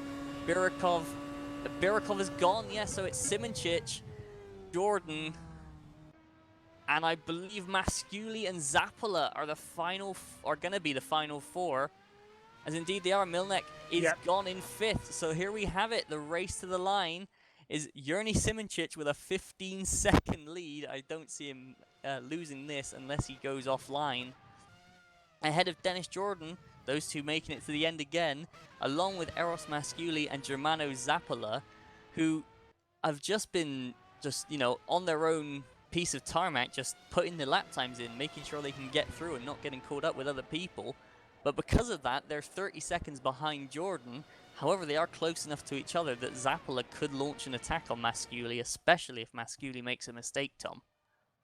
Yeah, 4 seconds in one lap is definitely doable. They are at the start of the lap as well, so who knows? And they've been making mistakes left, right, and centre, these drivers, so potentially. But Simoncic, he's played it absolutely perfectly, hasn't he? I think he maybe backed off a little bit whilst those front two were fighting, and obviously it's Costa, Williams, and Birakov quite nastily, because Simoncic is absolutely on his way to winning this race. 3 corners left.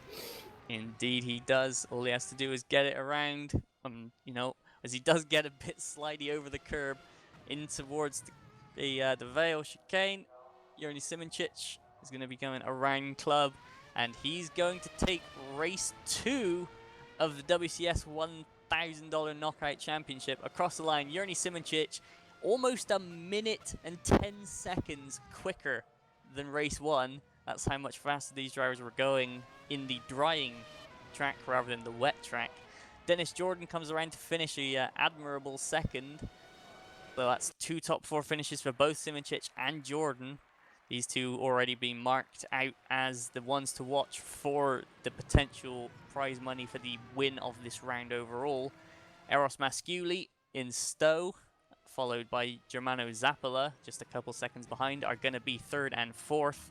3rd going the way of Masculi, 4th going the way of Zappala, it would seem. Through club goes Masculi.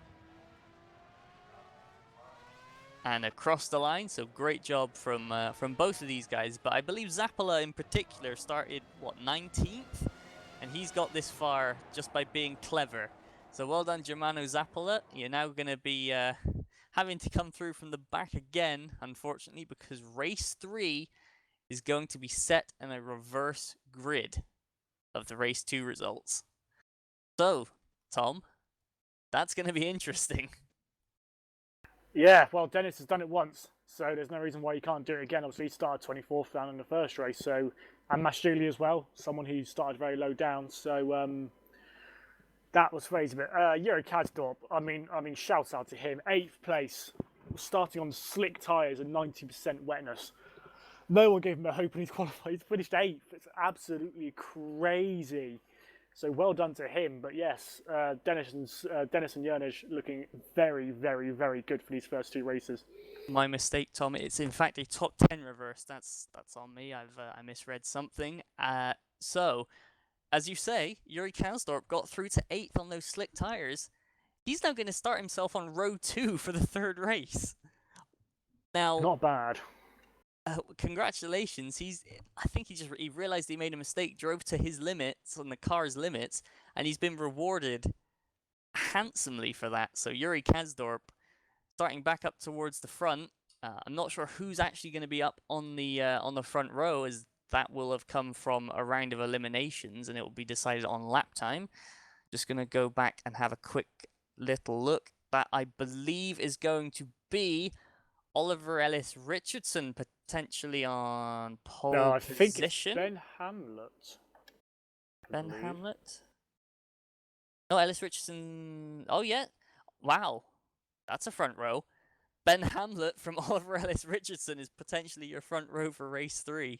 Yeah, because then Kadsdorp 3rd, Williams 4th, Birakov 5th, Lynek 6th, and then you've got the final 4 finishers 7, 8, 9, 10, Zappala, Masculi, Jordan, and Simoncic.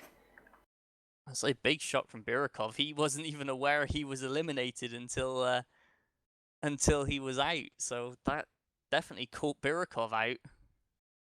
And that's what I mean. You've just got to push. You can't be complacent. I think complacency is probably what ruined Birikov there, because Mac Williams himself, he's like, "Were you going slow on purpose?" And he said, "I didn't realise I was out. I just didn't realise." So yeah, you just got to have your wits about you, and I think that's probably one of the biggest mistakes we'll see, at least for this round. Obviously, I'll be a bit more wary of it next time round. But yeah, big mistake there from Birikov. Also, one thing to be aware of on that, the amount that this field is spreading out, because you've got drivers at the front pushing like crazy, and you've got drivers at the back easing off to give themselves space. If you're at the front, you don't know you've been eliminated until you're halfway around the next lap at the earliest. You know, it's something where it will catch drivers out. It will be a surprise, you know, bam, you're out of the race when you're looking at your next lap already. So, yeah, it's a scary prospect. Like you said, I think Birikov was what? Stowe? I think it would have been not far from Stowe when he got to find out he was eliminated. So, huge shame. But yes, race 3 is going to be a fun one. As race 3 is in fact coming up, top 10 of the result from race 2 is going to be reversed, and we will then run race 3 with a partially reversed grid. So until then, we're going to have to go to another quick commercial break, so we will be back with you momentarily.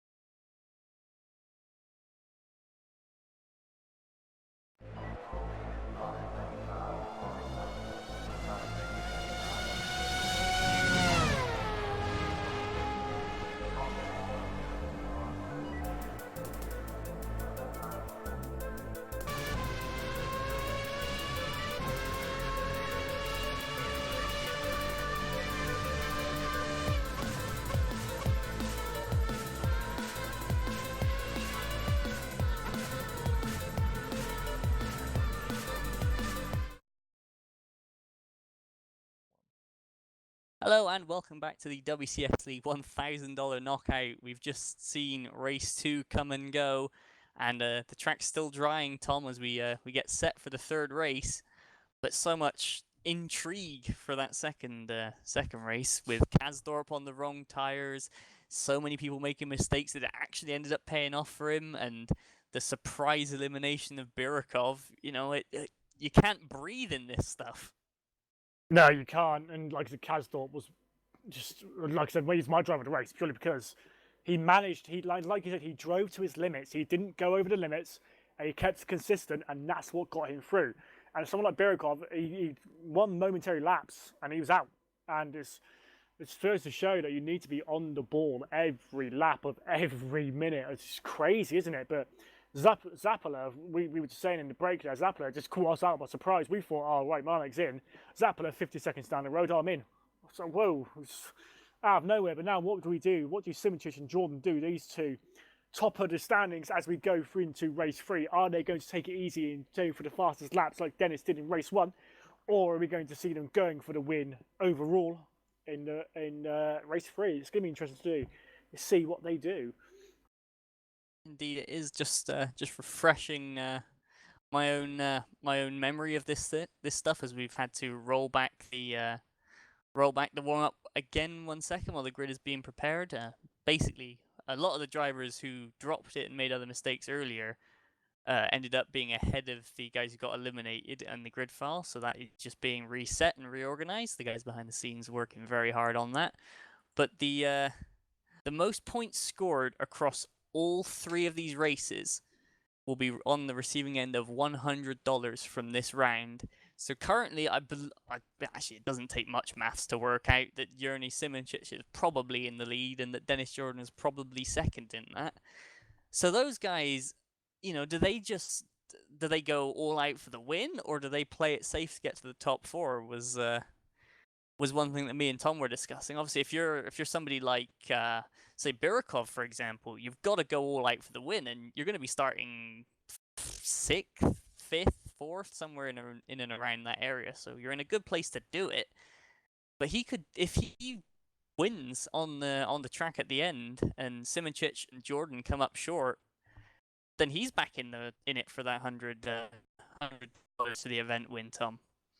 Yeah, it's a very interesting dynamic, isn't it? It's very tricky to know what to do in this situation. Birikov and Williams, obviously, as well. He was well up there in the first 2 races.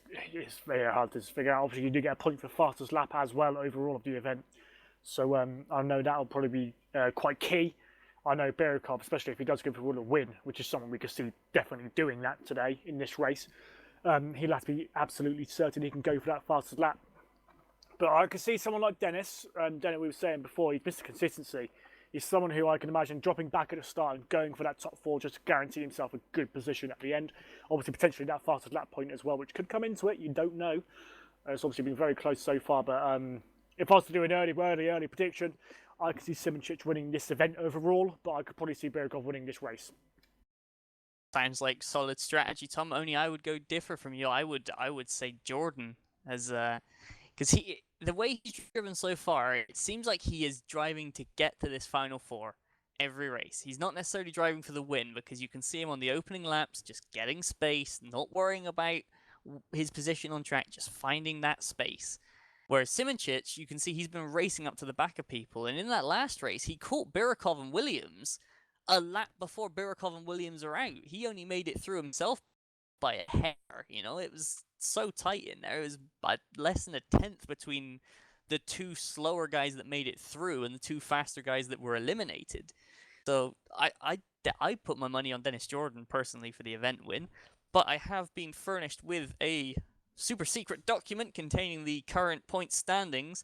As it is, Yerny Simincic leads on 38 points this event from Dennis Jordan with 32 and Kirill Birikov on 30. So Birikov not as far back as I initially had thought. So those 3 a little ways clear ahead of the joint 4th, which is in fact Eros Masculi with that performance in race 3, and Matthew Williams, who's yet to make it into a final 4, but he's been up there in that last round of eliminations both times. and they're currently equal on 20 points. So It's looking good.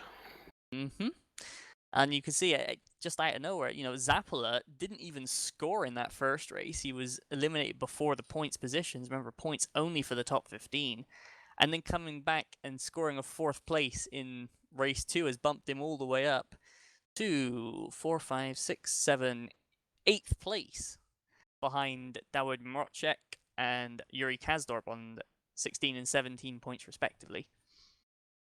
So here we go, as we are we're moving to the 3rd race in a moment, as the drivers are having a bit of back and forth in the chat. Always good to see a bit of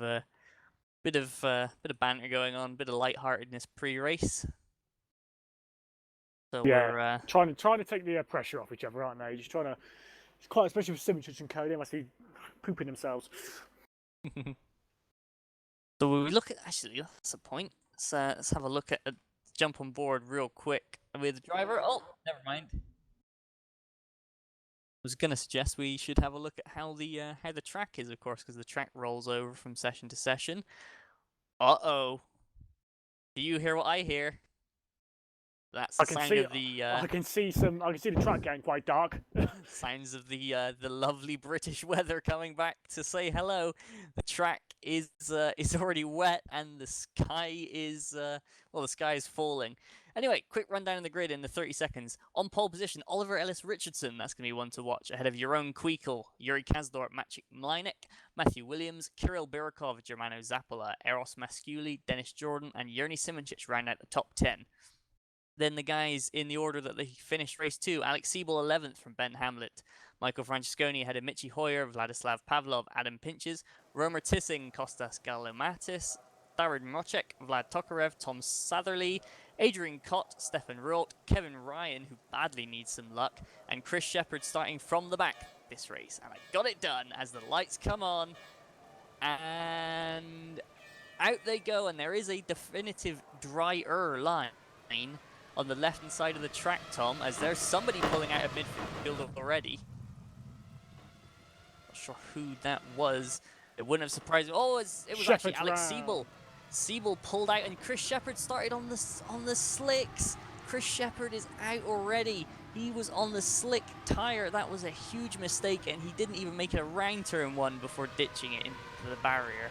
That is unfortunate for Chris Shepherd, as we have a decent split actually on track, Tom, between wets and inters. You've got Stefan Roll, Kevin Ryan, Dawid Mrocek, and I saw some others. And Yuri Kazdorp in the lead on track. All of these drivers on intermediate tires. Yeah, so if it keeps raining, I don't think the inters will be the best tire, but Kazdorp, obviously, he was on the slicks last time, so he knows how to control a slippy car. That's one slippy boy he'll be driving there if it keeps raining. So rain's only I think 50%. He's in a good condition. Yeah, rain's only 15%, should I say? But the track is up to 84% saturated. So yes, it's going to be tricky. It'll probably hover around this level of grip for quite a while. As you can see, a lot of drivers already backing off. That is, who is that? That's Francesconi actually. Sorry, I'm assuming, based on the livery, teammate to Zappola and Masculi, and I thought it was one of them dropping back yet again, but no, it wasn't. It was Francesconi this time dropping back into space. Same is true of Michi Hoyer dropping back into space. Now, Alex Siebel, Tom, if you look at him, look at how much of a gap he's already built. He's got 10 seconds to the car ahead already, as the leaders come around to start their second lap. Yuri Kazdorp is actually broken away in the lead. Yeah, I think the inters are going to be the best tyre for at least a lap or so before the wets start to come to their own. So the rain's, it's not making it massively wetter, so give it a couple of laps, and I think Kazdorp will be okay. He's got his fingers crossed by the time he gets to lap 4. Oh, what's this? That was, I was about to make a point about someone having a poor start, was Kirill Birakov. He's fallen back to 10th as he was trying to get his way past Ben Hamlet, and Hamlet himself looking to pass Jordan ended up cutting Birakov off, and Birakov almost lost it. So I would not want to be in Kirill Birakov's position right now. He's right behind Ben Hamlet, who is a tough driver to race with anyway. But Birakov is going to be wanting to pass Hamlet, because all that's doing is Hamlet's just ahead of him, is Hamlet's in his way, with Dennis Jordan just building up space in front, as across the barrier, that is Stefan Ruolt, the other side's had a spin. Still got all of his pieces, so he should be able to get up and get back going again. And then just play for the end game, Stefan, as Mitchy Hoyer goes by. And Alex Siebel's still just cruising around. 15 seconds ahead of him is the gap.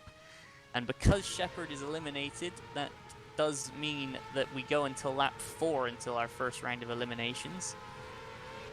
So the driver's getting one round free pass, which is good.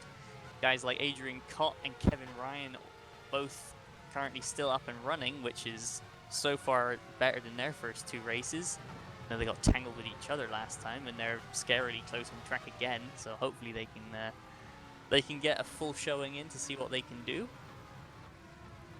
So end of lap 2, who's quicker? We've got a Kazdorp 45.1 and a Electrician 44.9. So tyres are still quite close in terms of pace. Williams is a 44.4, but I do think the wets will be starting to come to their own as we get wetter and wetter and wetter. Simoncic looking good there in 6th place.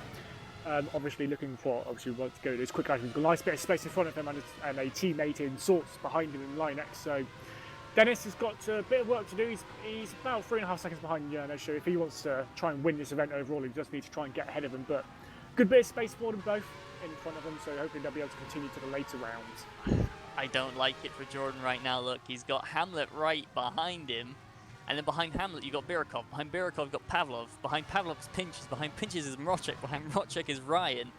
That's, what, eight guys all nose to tail. As Kevin Ryan gets a big wiggle on at the back of the group, he's going to drop back a little bit. But they're too close.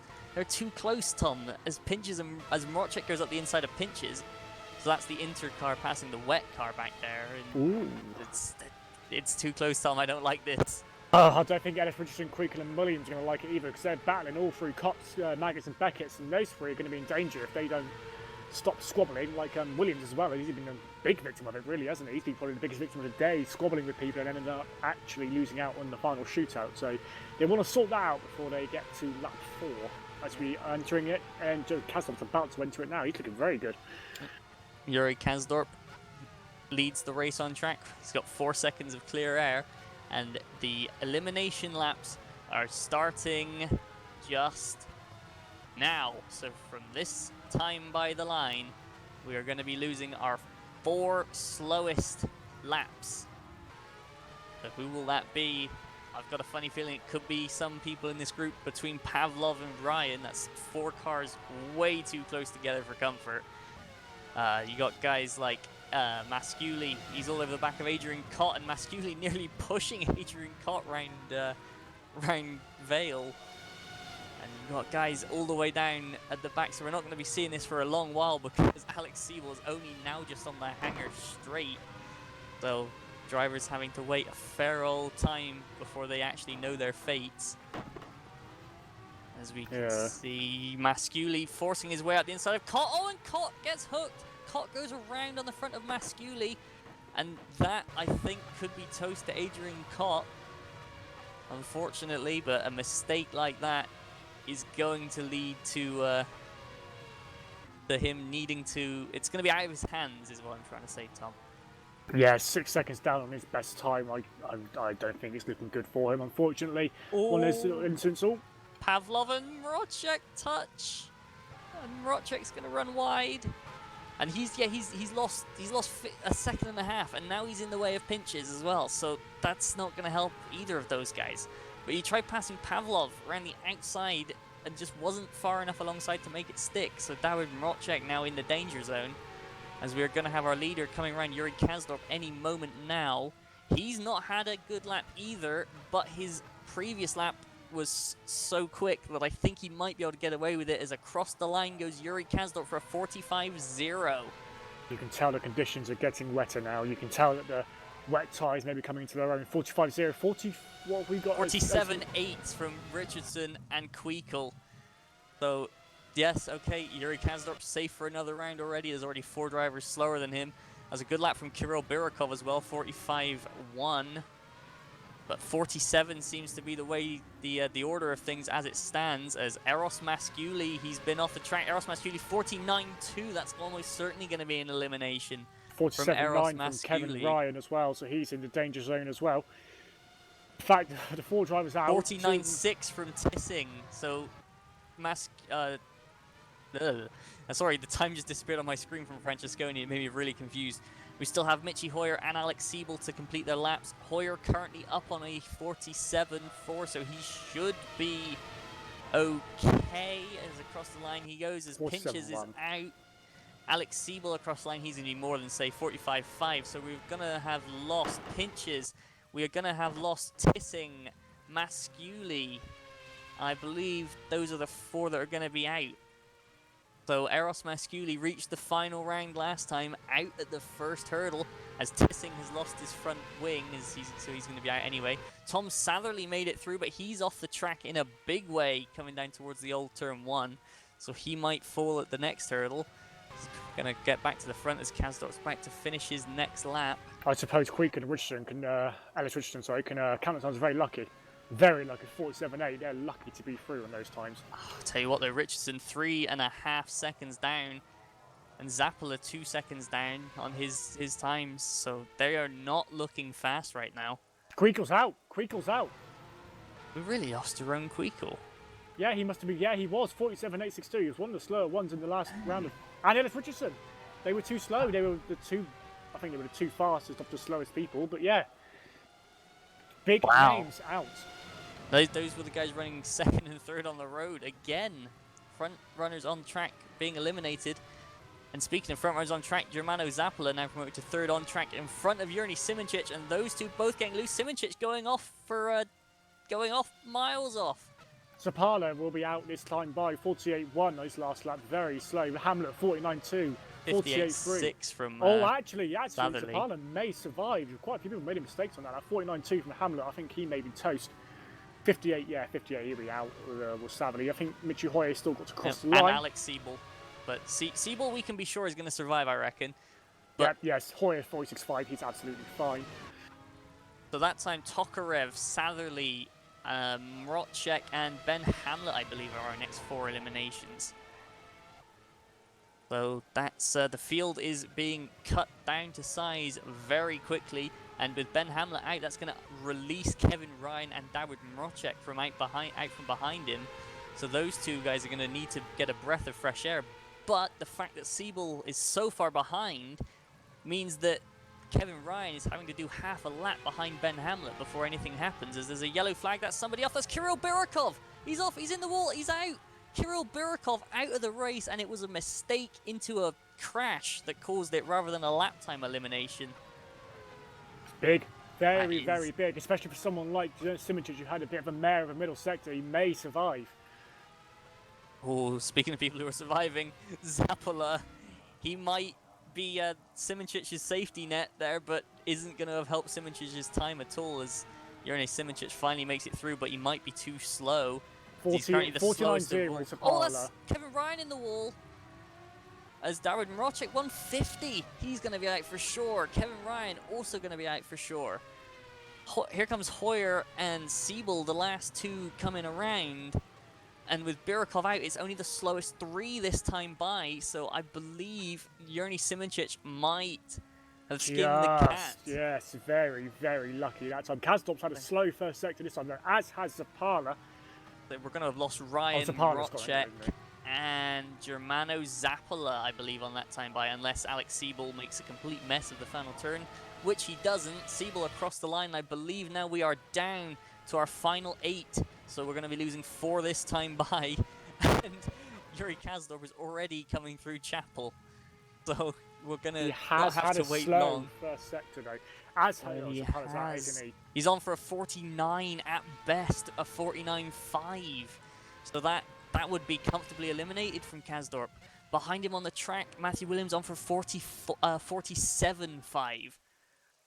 So I think Kazdorp might have blown up here. I think the weather's probably just got a tad too wet now. He's the last Inters guy remaining, that's for sure. So this is big for Simoncic and Jordan. Simoncic very lucky to get through in that last time by. 150.7, Tom. That's got to be an elimination for Kazdorp. I'd be, yeah, unless someone... 49.4 from Williams, he's ahead. 46.5 from Simoncic. Simincic looking safely through. Yeah, safely through. Oh, Jordan though. Jordan may be out. He's very close, but he could be out. He's one of the slowest people so far. He's quicker than Williams, though. That might save him. And Kasdorp, admittedly, yeah. Yeah, but he's slower than Mlynek. He's slower than Francesconi. It's down to Mitchy Hoyer, who has...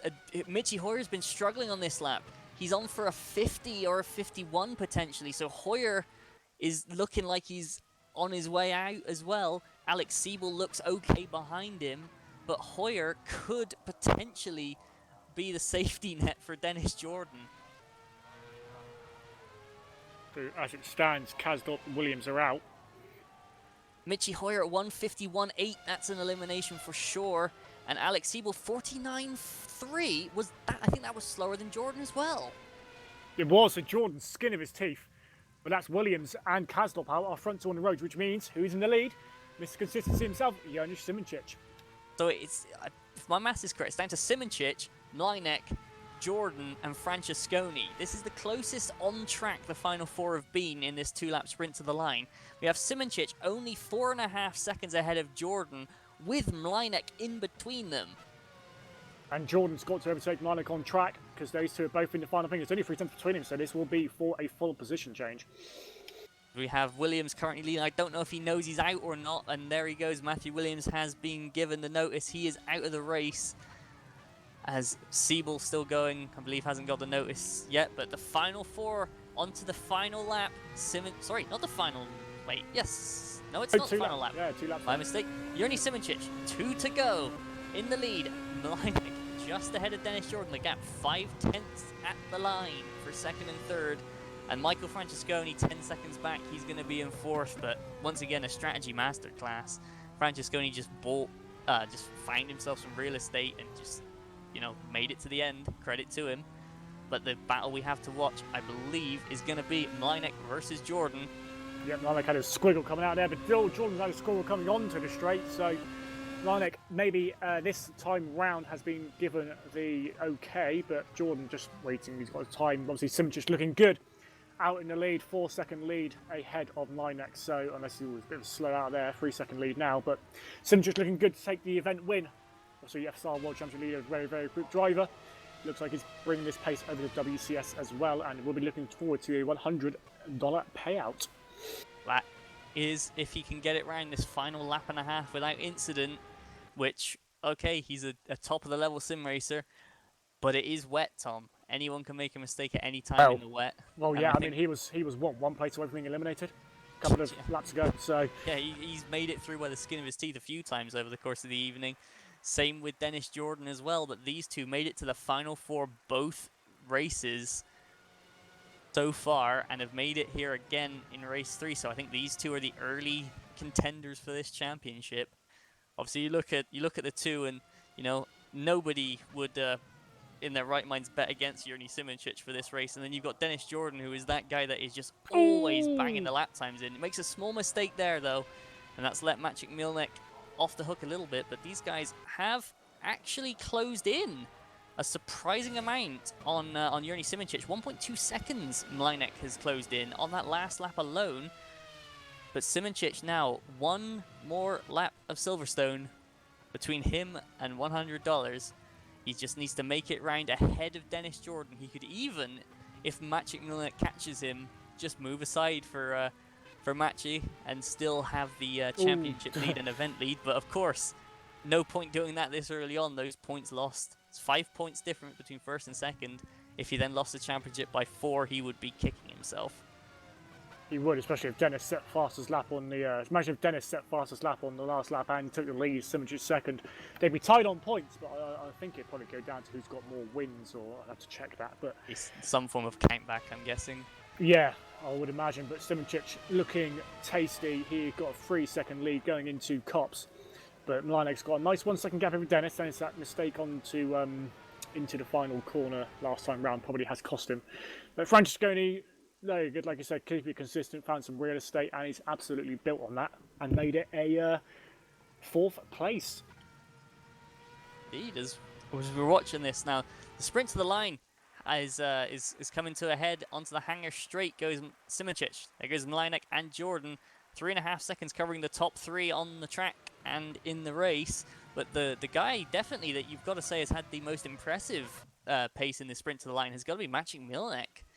He's been the guy closing the gap on Simoncic and taking Jordan with him, but it's not quite going to be enough as through Vale goes Simoncic, clonks over the curb there, which isn't optimal. But anyway, around club and across the line, Jurni Simoncic takes race 3 of the WCS $1,000 knockout.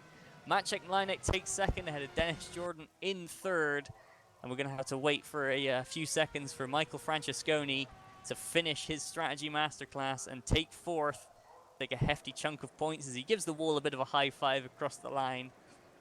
Michael Francesconi finishes in fourth, and there we have our result for race 3 of the WCS $1,000 knockout. And in a few seconds, I'm sure we will be given an up-to-date standings for the overall event, but it doesn't take a genius to work out that Jurni Simoncic is your event winner and will be the recipient of $100. So congratulations to Jurni.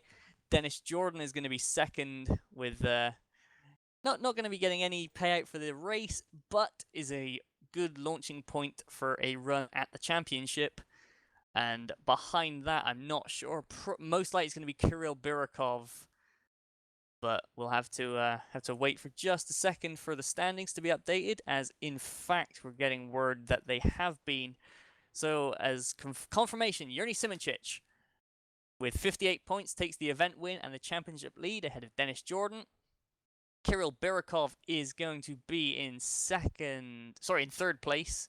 And then in third is going to be Maciej Milnek. So a good run from Maciej to take the in race 3 to take that second place finish. He's going to jump him up into fourth in the standings, jumping a few people, but also Matthew Williams again eliminated in the same round as previous race 2. He's going to be in 5th, and then behind him is going to be Yuri Kazdorp, the reigning Rfactor 2 champion of WCSLeague.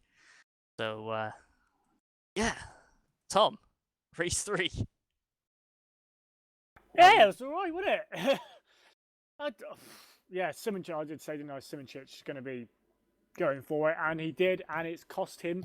Well, it hasn't cost him, it's actually gained him $100, so good on him. So good stuff from Mr. Simoncic. Played it to perfection. Birakov, I think, was pushing a little bit too hard and caught himself out and cost him a top 5, obviously, there in the end. So big shame for him, but well done to our 4 final finishers, and obviously Simoncic leading the championship.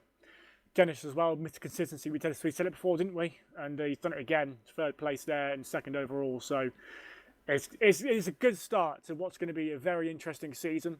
And one that I wouldn't really want to predict. Yes, Simoncic won the day today, but Birakov's there, Williams is there, Kazdorp's there as well. Jordan's obviously been quite quick today as well. So it's impossible to say who's going to be up there, but I think we're looking forward to 5 more rounds of some brilliant fun.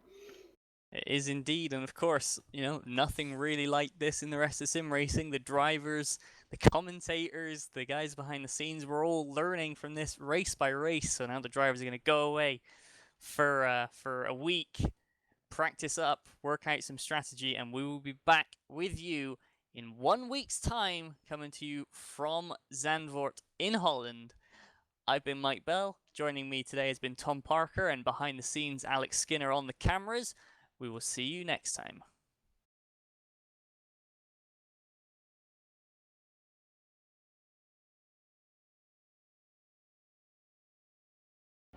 I'm James Kirk, I'm Michi Hoyer. and you're watching simnews.tv.